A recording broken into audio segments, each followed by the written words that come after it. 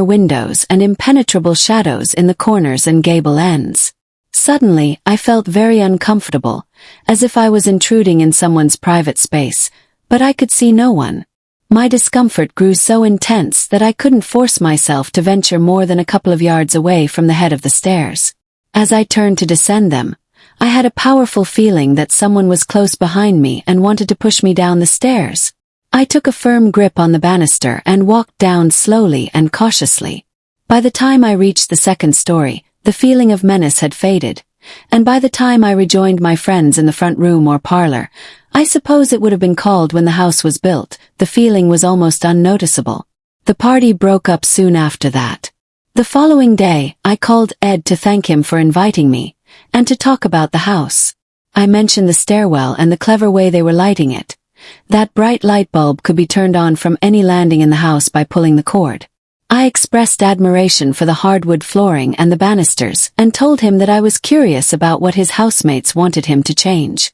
Then I told him about my tour, and about the feeling of some menacing force watching me when I went up to the attic. "Oh, you got off lightly," he responded. "We've invited some people here who felt that so strongly they couldn't bring themselves to enter the front door. Wow. What do you think it is?" He told me that he thought it was the ghost of the former owner, a woman who had lived there for years and passed away alone at an advanced age. He said that when he first moved in, he too had felt that sensation of strong dislike and repulsion, but after he had lived there for a couple of weeks and spent some time in the kitchen, preparing meals and baking bread, he had felt the rejection soften, as if she had decided that he was doing things that were proper to do in her house, and that she had decided to grudgingly accept his presence. All three of the men who lived in that house were homosexuals. One was a well-known local musician and was known for his flamboyant ways.